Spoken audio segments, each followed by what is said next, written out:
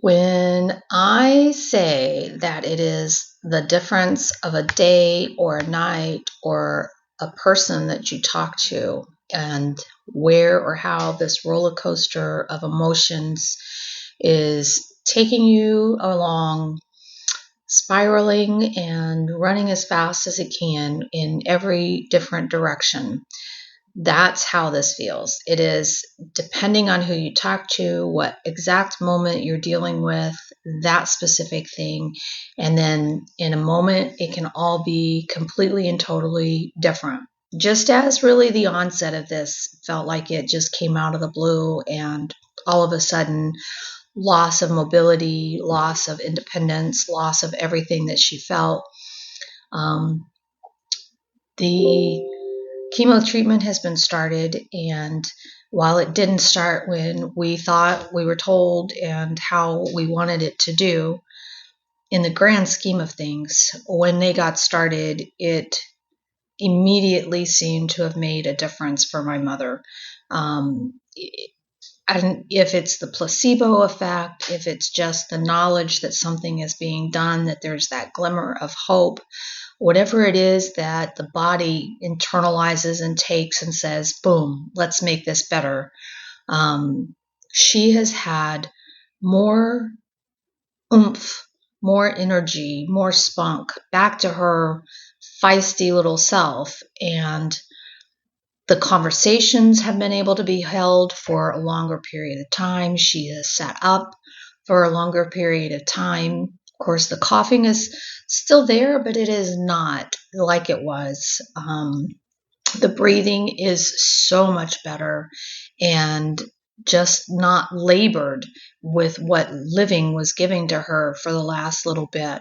And I think that has sparked and given her some energy as well, because she feels like, oh, I can do this. And in her mind, she said, I see myself running all over this room, and I can't wait to run the streets of Paris. And she's making plans instead of where I think she had gotten to a point with this initially, not knowing anything, not knowing that there was an easier solution or a solution at all.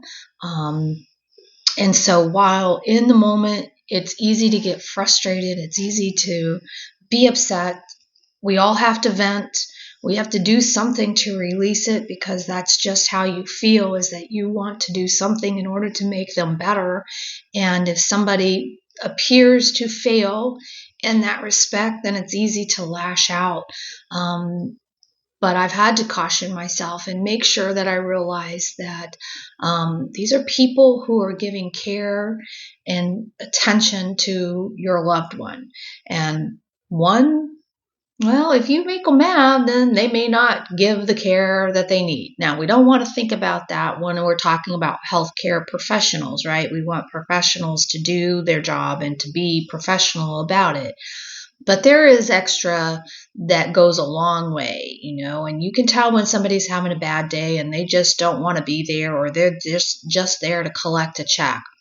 The healthcare industry is not where you really want that to go, but I can see how much it would beat a person up if that was your professional service that you were doing day after day. You're having to take the brunt of what everybody dishes to you, as well as being put into some situations that most people wouldn't be comfortable or want to deal with. And just the high drama aspect of life danger anyway. Now, not all positions that are in the hospital are dealing with that, but in the ultimate end, in this particular case, that is what we're talking about.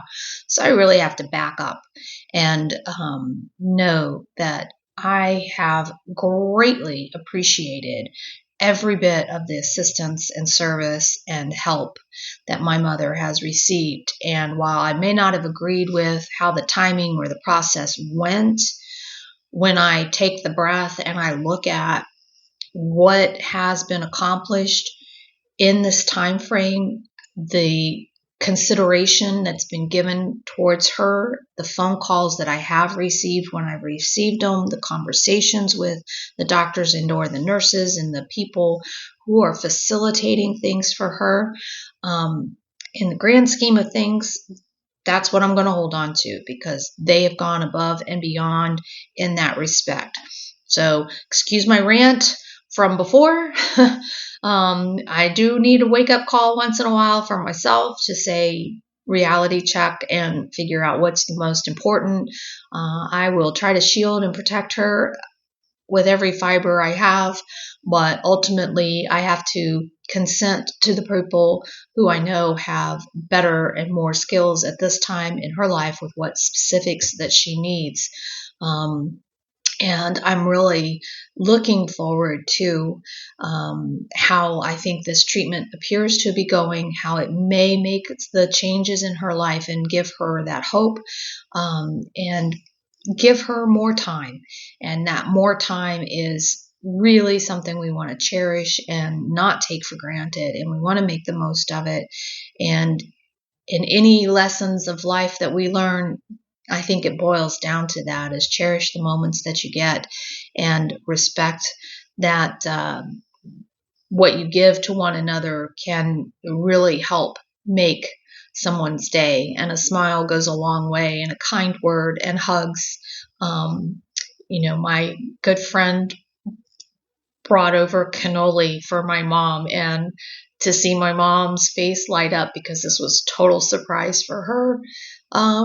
She was like a little girl sitting on the side of the bed with her feet dangling, kicking back and forth as she ate this cannoli. And you know what? It's little things like that that are gonna give me special memories and a special appreciation for a friendship that went above and beyond. Thank you, Missy. It's just, she didn't have to do that, and she made my mom's day. And yes, my mom called her favorite. So if you want to get on my mom's favorite list, you bring her goodies, and she just will knock the person off, and you start all over trying to find your way there. But it was a really good day seeing her. She had to make a really difficult choice and do something that she has spent the last 40 years saying that she would never do. And I'm glad to see that my mom took heed of the medical counsel that was given to her and realized that this is a life-saving procedure that we need to do, and it's the difference in whether we can continue and make some progress happen here, or everything would basically stop. And I'm very proud of my mom for making that very difficult decision, for changing her course in something that was very personal to her. And that too is not being taken for granted, because I realize what a big, big thing that was for her. And I appreciate that she was willing to give us more time with her as a result.